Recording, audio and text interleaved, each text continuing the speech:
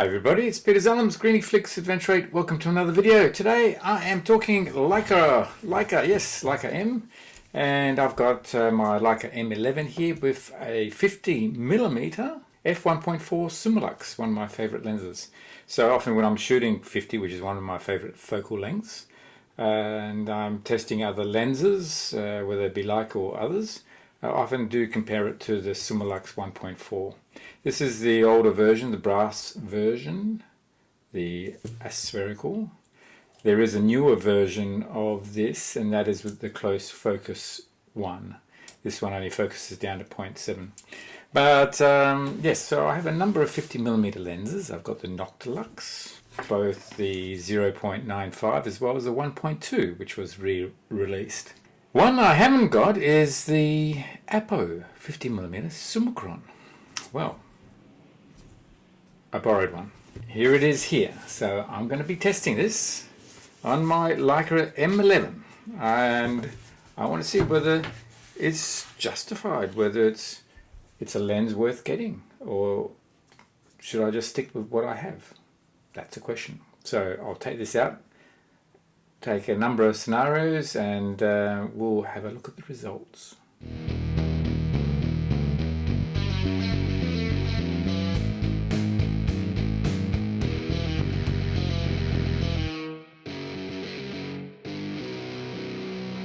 Alright, well, let's have a look at the difference in size as a starting point.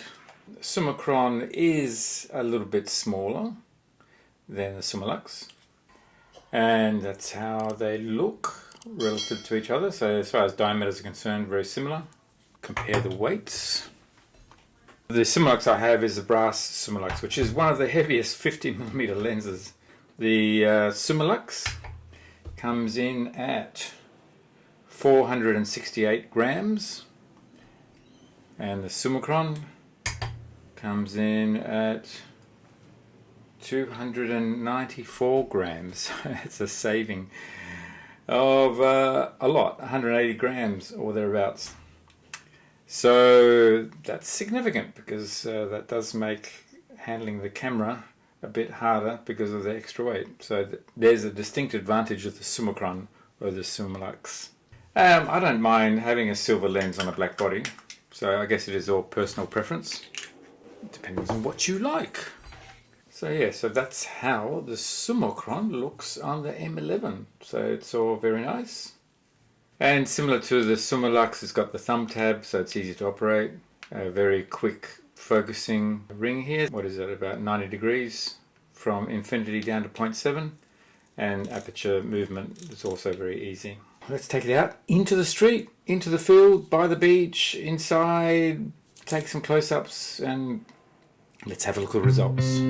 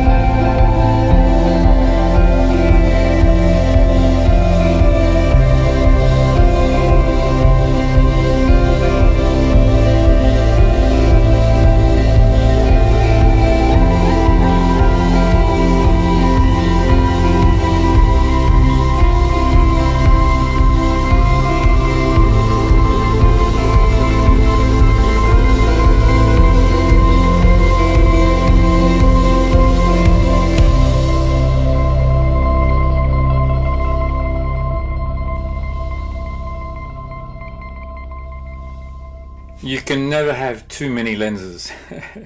Yeah, 50mm is one of my favorite focal lengths. 35 also. So I have a bunch of 35mm lenses that work with my M cameras, as well as, yeah, as you know, a bunch of these 50mm ones as well. But should I buy the APO? The verdict is still out, I think. It was interesting taking the photographs with the APO and just understanding. I guess I had a whole bunch of expectations. Leica talks about the 50 APO being the best, most detailed lens that there is in the M series. I guess I wasn't really looking at the technical charts. I wanted to see how I was going to use the lens myself. So the expectation was already I knew that I'd have a really fine lens, as opposed to other 50mm lenses that are quite unique, like the 0.095 or the 1.2, which has its own character, and that influences the type of shot you're going to take and where you're going to use it. So having this perfect lens, I thought, well, how would I use a perfect lens in real life situations? So hence the examples that I had. So, you know, in summary, I suppose, where I really wanted good definition from edge to edge, shooting stars at night, shooting night photography of the city, for example, having clear image right across the plane of the image. This lens comes into its own. I also like to shoot the lenses wide open. So with the APO, you can shoot wide open f2 and you get an outstanding shot. Yes, bit of vignetting, but that can be all corrected in post-processing. There's no real need to go stop down, but you can obviously, and stop down to right down to f16. The Summilux I often shoot 1.4 because it's fantastic, but it does drop off towards the edges, so it's great for portrait photography. But again, you can use, you know, the Summicron for portrait photography as well. Let's have a look at a couple of examples between the Summicron and the Summilux. So I've got two photographs here. This one is being taken using the APO Summicron of the Summilux, and vice versa, the Summilux taking the Summicron, both at f2. Don't worry about this, it is actually f2. And so this is a Summilux photo, as you can see there, and then this is the APO Summicron photo. And if we have a look at those side by side, and if we go somewhere in the center, you can see both results are impeccable, both at f2, and both are fantastic clarity in the center, contrast. I haven't done anything to the photograph, so this is just as it is with the raw file. And so it becomes a bit more interesting towards the sides here. I was expecting the APO to have a more consistent detail right to the very edges, and the Summilux to drop off slightly. So you can see it here in the matte with the APO lens, and on the battery here you can see all the writing very clearly. So this is at f2, wide open on the APO, and then the Summilux you can see that it's dropping off slightly, but the Summilux is fantastic. Even at f2 and 1.4, it hardly drops off at all, and that's the reason why I've used the Summilux as my reference 50mm lens.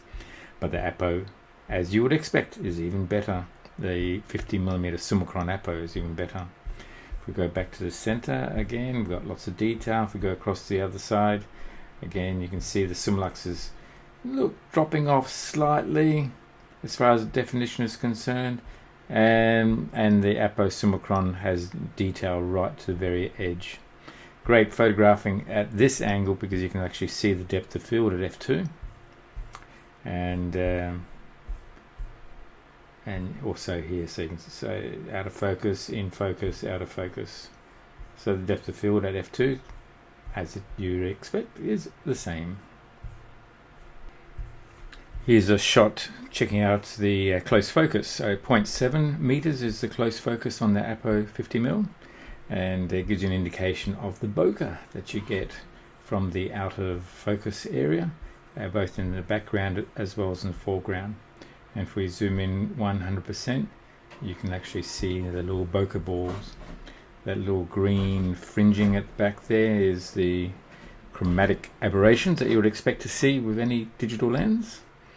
But it is controlled quite well with the APO. But I do have another example, an extreme example again, which I'll share.